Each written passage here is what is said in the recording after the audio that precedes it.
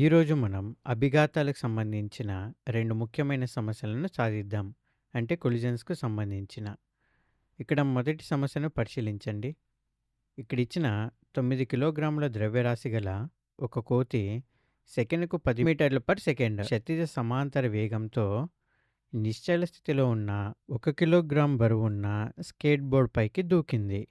అలా దూకిన తర్వాత కోతి మరియు స్కేట్ బోర్డ్ కలిసి ఎంత వేగంగా ప్రయాణిస్తాయో మనం ఇక్కడ కనుక్కోవాలి. ఇక్కడ స్కేట్ బోర్డ్ మరియు నేల మధ్య ఉన్న ఘర్షణను విస్మరించాలి. ముందుగా ఈ సమస్యను ఎలా సాధించాలో ఒక పటం గీసుకొని ఇచ్చిన దత్తాంశాన్ని స్పష్టంగా రాసుకుందాం. ఈ పటంలో చూసినట్టు కోతి స్కేట్ బోర్డ్ పైకి దూకగానే అవి రెండూ కలిసి ప్రయాణించడం ప్రారంభిస్తాయి. మనకిచ్చిన దత్తాంశం ప్రకారం కోతి ద్రవ్యరాశి 9 కేజీలు మరియు స్కేట్ బోర్డ్ ద్రవ్యరాశి 1 కేజీ. కోతి యొక్క తొలి వేగం 10 మీటర్ల పర్ సెకండ్ అని మనకు తెలుసు. అలాగే స్కేట్ బోర్డ్ నిశ్చల స్థితిలో ఉంది కాబట్టి దాని తొలి వేగం 0. ఇప్పుడు మనం కనుక్కోవాల్సిందేమిటి? కోతి స్కేట్ బోర్డ్ పైకి దూకిన తర్వాత ఆ రెండూ కలిసి ఏ ఉమ్మడి వేగంతో ముందుకు వెళ్తాయని లెక్కించాలి. దీన్ని సాధించడానికి మనం ఎక్కడి నుండి ప్రారంభించాలి? ఇక్కడ మనకున్న అతిపెద్ద ఆధారం ఏమిటంటే, ఇది ఒక అభిఘాతానికి సంబంధించిన సమస్య. భౌతిక శాస్త్రంలో ఎప్పుడైనా 2 వస్తువులు ఢీకొట్టినప్పుడు లేదా అభిఘాతం జరిగినప్పుడు వాటి మొత్తం తొలి ద్రవ్య వేగం అంటే ఇనిషియల్ మొమెంటం ఈక్వల్స్ టు వాటి మొత్తం తుది ద్రవ్య వేగానికి ఎల్లప్పుడూ సమానంగా ఉంటుంది. దీనినే ద్రవ్యవేగ నిత్యత్వ నియమం అంటారు. అంటే law of conservation of momentum. అసలు అభిఘాతం అంటే ఏంటి? 2 వస్తువులు చాలా తక్కువ కాల వ్యవధిలో ఒకదానిపై ఒకటి బలాన్ని ప్రయోగించుకుంటే దాన్ని అభిఘాతం అంటారు.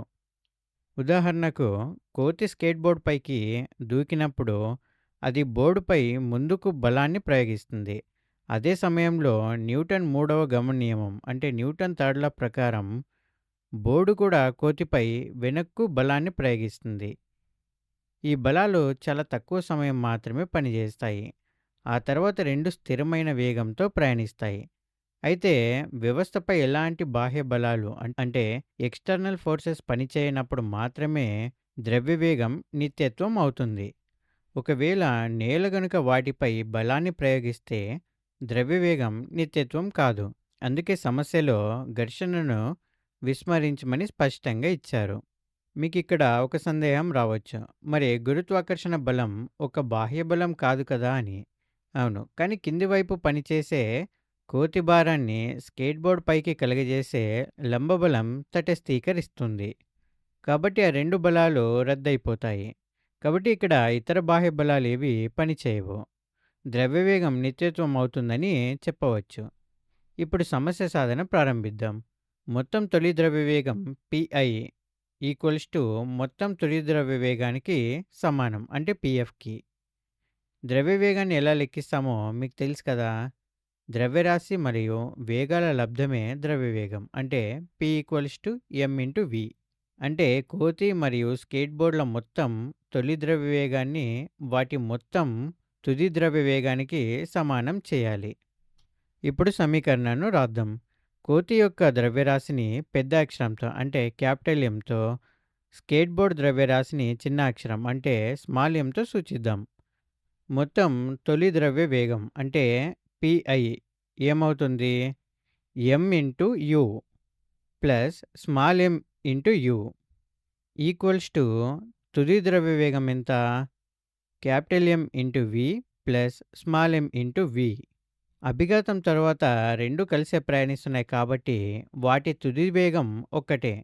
అనగా VM equals to VM equals to V అవుతుంది. కాబట్టి తుది ద్రవ్యవేగంలోని విని ఉమ్మడిగా తీస్తే అది capital M plus small M into V అవుతుంది.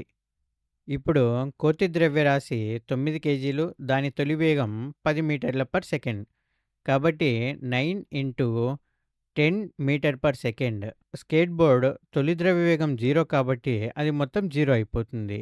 అప్పుడు ఈక్వల్స్ టు ఏమొస్తుంది? Capital M plus small M. Capital M 9 plus small M ఎంత? 1. సో రెండు కలిపితే 10 కేజీ వస్తుంది ఇంటూ వి. ఇక్కడ 10 10 క్యాన్సల్, కేజీ కేజీ క్యాన్సల్ అవుతే V equals to 9 meter per second వస్తుంది. ఇదే ఫైనల్ ఆన్సర్.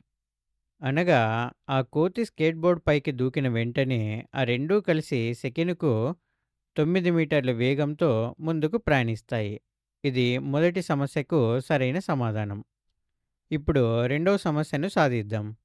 2 కేజీల ద్రవ్యరాశి గల ఒక బొమ్మ ట్రక్ 4 మీటర్ల పర్ సెకండ్ వేగంతో ప్రయాణిస్తూ దానికి ఎదురుగా అంటే వ్యతిరేక దిశలో 17 మీటర్ల పర్ సెకండ్ వేగంతో వస్తున్న 1 కేజీ ద్రవ్యరాశి గల ఒక బొమ్మ కారును ఢీకొట్టబోతోంది. ఈ అభిఘాతం జరిగిన తర్వాత ఆ రెండు బొమ్మలు ఒకదానికొకటి అతుక్కోపోతాయి. అలాంటప్పుడు అభిఘాతం తర్వాత ఆ రెండు కలిసి ప్రయాణించే ఉమ్మడి వేగం ఎంత?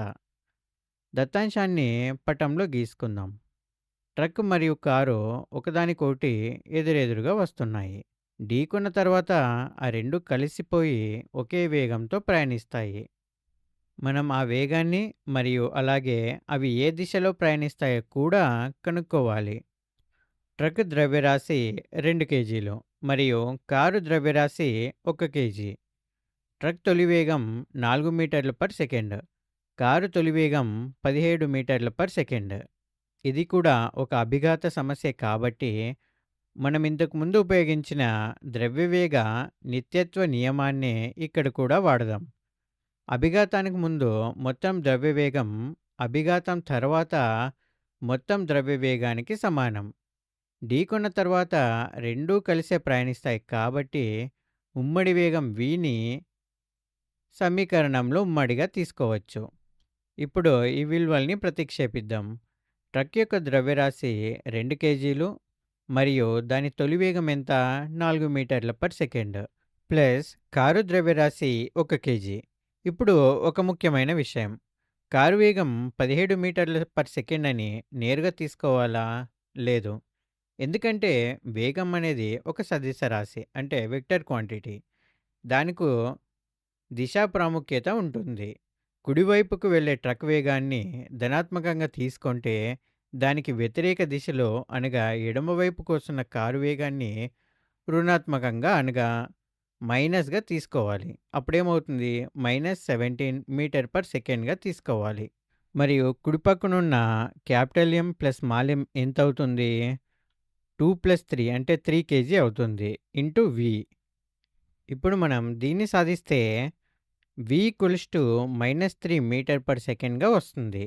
అభిఘాతం తర్వాత ఆ వ్యవస్థ 3 మీటర్ల పర్ సెకండ్ వేగంతో ప్రయాణిస్తుందని దీని అర్థం. మరి ఈ మైనస్ గుర్తు దేన్ని సూచిస్తుంది? ఇది దాని ప్రయాణ దిశను సూచిస్తుంది. మనం కుడివైపుకు పాజిటివ్ అని ఎడమవైపుకు నెగిటివ్ అని అనుకున్నాం కదా. సమాధానం నెగిటివ్లో వచ్చింది కాబట్టి అభిఘాతం తర్వాత ఆ రెండు బొమ్మలు కలిసి ఎడమవైపుకు అంటే కారు ప్రయాణించే దిశలో ప్రయాణిస్తాయని అర్థం.